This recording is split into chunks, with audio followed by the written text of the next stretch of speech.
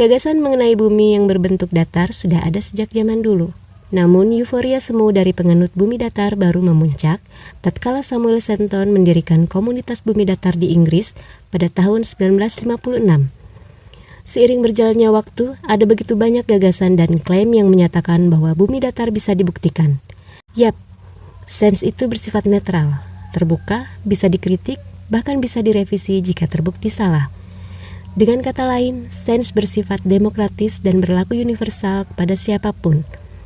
Akan tetapi, di sisi lain, sains juga memiliki banyak metode dan riset yang digunakan untuk membantah sebuah klaim yang dianggap dangkal dan tak valid. Nah, kali ini kita akan mencoba melihat dan mempelajari klaim-klaim apa saja yang telah dibantah oleh sains mengenai bumi datar ini. Penasaran kan? Yuk disimak! Sebelum kita mulai videonya, jangan lupa untuk menekan tombol like, share, dan subscribe. Jangan lupa nyalakan juga lonceng notifikasinya.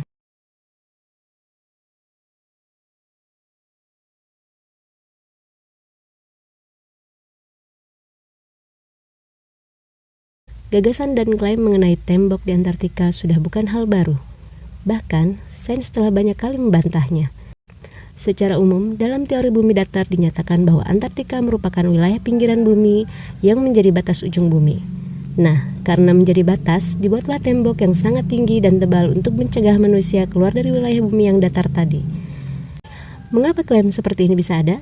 Menurut Life Science, kurangnya pemahaman dan adanya kefanatikan buta membuat beberapa orang percaya mengenai gagasan akan tembok di Antartika.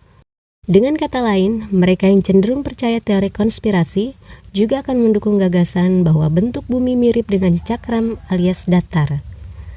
Sains punya bantahan akurat. Ya, setidaknya ada 1.000 hingga 5.000 ilmuwan dan kalangan akademisi yang rutin bekerja di Antartika.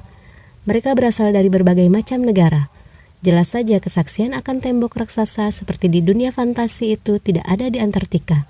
Lalu bukti geografis yang menghubungkan antara benua Antartika dengan benua Amerika Selatan menunjukkan bahwa bumi itu bulat. Dalam hal ini, gagasan mengenai tembok Antartika justru terkesan dangkal dan ceroboh. Mungkin lapisan es yang tinggi dengan cepat dianggap sebagai tembok pembatas. Padahal lapisan es yang tebal tersebut merupakan permukaan bumi di bagian kutub bumi. Lantas, bagaimana penganut bumi datar membantah penemuan sains mengenai Antartika? Misalnya, data satelit, data GPS, penjelajahan di seluruh Antartika, dan jarak dekat antara benua Antartika dengan benua Amerika Selatan?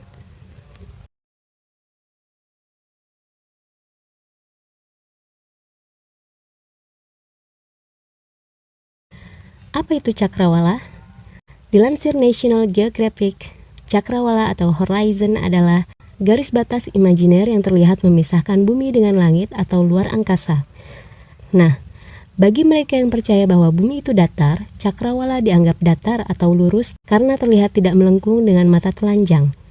Sebetulnya, hal ini adalah anggapan yang sangat dangkal dan hanya berisi opini pribadi. Sekarang bayangkan jika ada seekor semut yang berada di permukaan bola berdiameter 10.000 meter. Apa yang terjadi?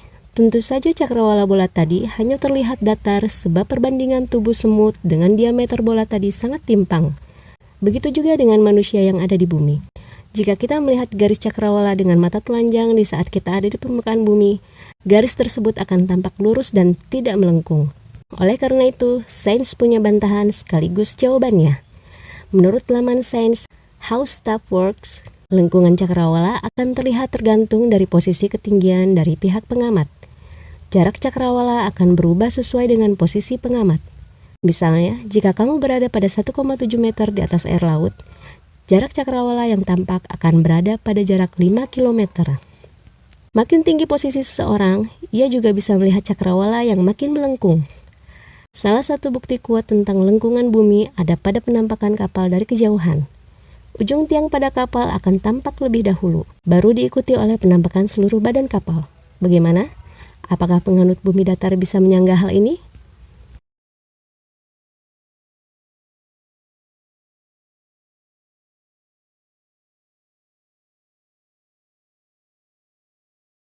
Bumi memang tidak terasa bergerak karena ukuran tubuh manusia sangat kecil jika dibandingkan sebuah planet. Namun, anggapan konyol ini rupanya sudah digagas dalam teori bumi datar. Faktanya, sains justru punya bantahan dan bukti kuat bahwa bumi terus berputar pada porosnya, sekaligus mengelilingi matahari sebagai bintang terbesar di tata surya. Seperti dicatat dalam laman NASA, ada banyak satelit di orbit bumi yang terus bergerak mengikuti percepatan gerakan bumi. Satelit-satelit tersebut akan membantu kehidupan manusia dalam hal navigasi, GPS, komunikasi, dan lain sebagainya. Betapa aneh dan absurd jika mereka yang fanatik dengan bumi datar, namun tetap menikmati teknologi komunikasi yang didukung oleh pergerakan satelit. Adanya siang dan malam juga menjadi bukti nyata bahwa bumi bergerak atau berputar. Apalagi dengan adanya perbedaan intensitas sinar matahari di beberapa wilayah bumi, hal itu membuktikan bahwa bumi berbentuk bulat. Intensitas sinar matahari akan terjadi lebih tinggi di wilayah khatulistiwa ketimbang di wilayah kutub. So, masih tidak paham juga mengenai perubahan waktu dan iklim akibat rotasi bumi?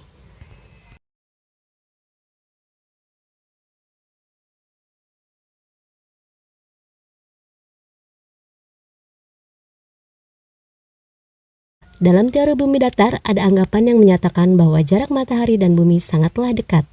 Namun, sayangnya tidak dijelaskan secara rinci seberapa dekat jarak tersebut.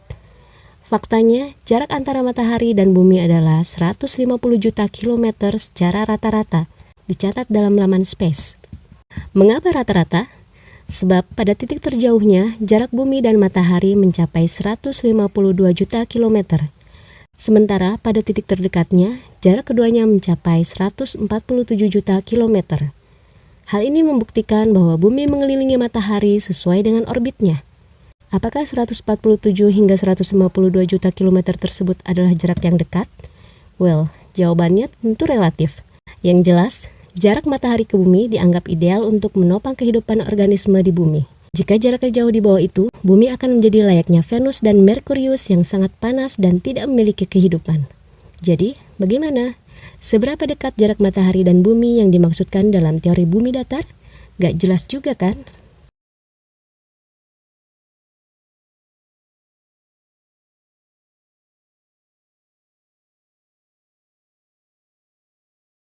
Sah-sah saja jika ada pihak yang menuduhkan sesuatu pada bukti fisik sains, seperti foto atau gambar yang diambil dari luar angkasa.